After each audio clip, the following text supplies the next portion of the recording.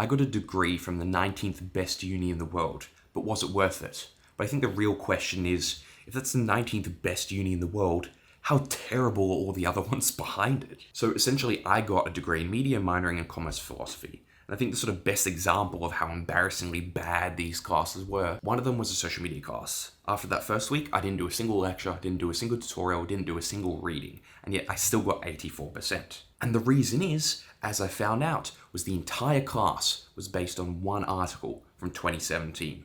And that was evident because, for one, I found that one article and they were still including Google Plus as a social media strategy. And once again, this is the 19th best uni in the world, and they're trying to teach us about Google Plus. But yet, in contrast, my next class that I took the term later, the first thing I did, I sat down, the tutor put on a VTuber Twitch stream, talking about like polar opposites from class to class, people who don't even know what Twitch is, to people who are doing the most like niche Twitch communities. And this guy, be walking around barefoot vaping, and yet he was one of the best tutors I ever had. So how can you have this sort of contrast where people don't even understand the foundations of social media and people who understand it very, very well? And I think one of the things that all Australians were really pissed at is 3 months before I got into uni. 3 months.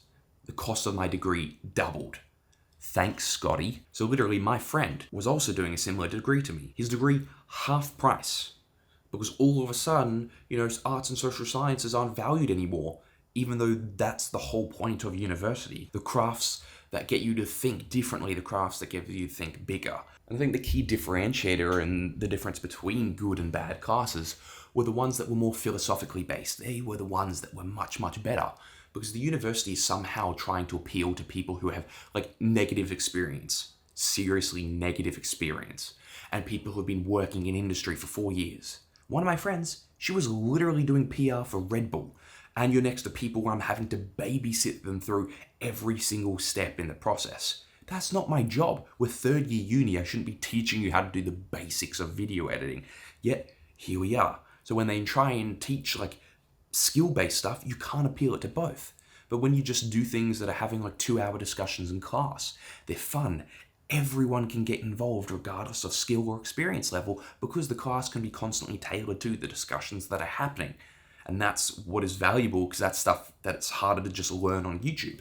Having the tutors ask the big questions that force you to think about the way society is currently structured and whether that indeed has to remain that way. The only good skills classes that I came across were news writing and PR release writing, because that's sort of stuff that you wouldn't really have learned outside, and that was literally term 1, day 1 stuff. Where one of the annoying ones was we had to do a project for an organization. We had to produce a video. These massive multinational conglomerates. And it's something I would usually be paid to do. Now I'm paying you to get me to do? It's this doesn't feel right. And I produced this video that was fundamentally terrible. It wasn't terrible. It was fine, it just wasn't good. It's not something I'm ever going to put in my portfolio. Yet when I showed it to my tutor, she cried, out of happiness. She's like, wow, this is so amazing. This captures, I'm like, I'm literally not ever going to put this in my portfolio yet.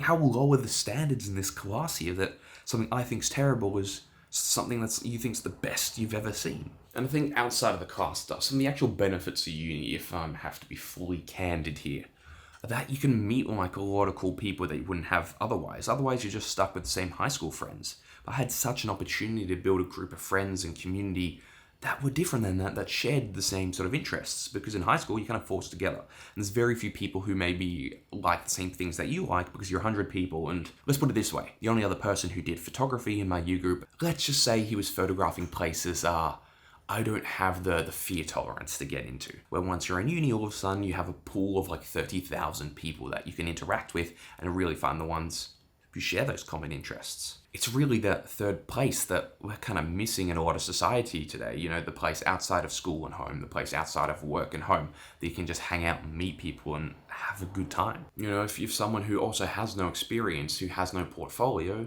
there's a huge opportunity there to join clubs with these people that you like hanging out with and, work on projects together that now once you do finish uni, you're like, hey, look, I've got all this experience that you wouldn't have otherwise trying to work from home alone. Apart from those really embarrassing social media classes and things, I think the most useless was first year commerce because it was just basic year 11 economics.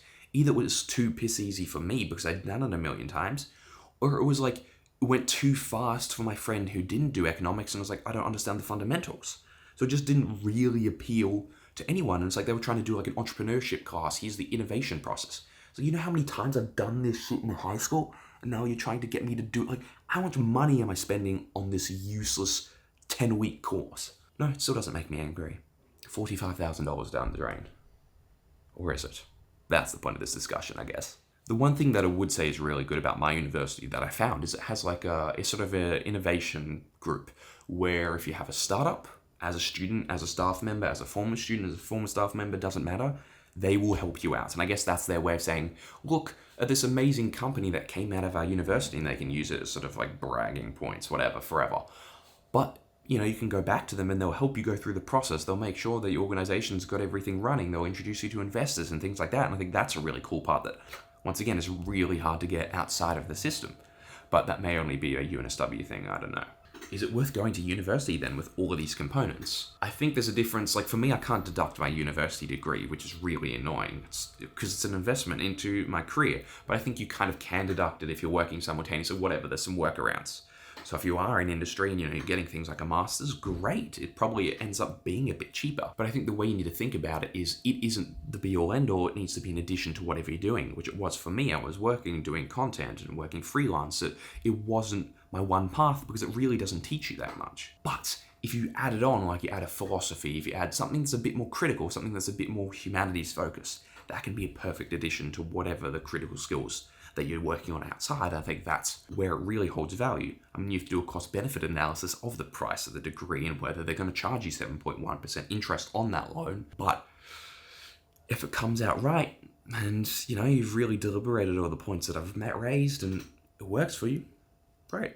I think you have phenomenal opportunities, but it's also not a guarantee anymore to get a job. I've applied for so many jobs here in London and nothing ever comes through, so it'll be really, situational depending on your circumstance. But if there's any other reasons you think that make university great or make it less so, let me know. I'd love to hear everyone else's perspective, but hope it all goes well.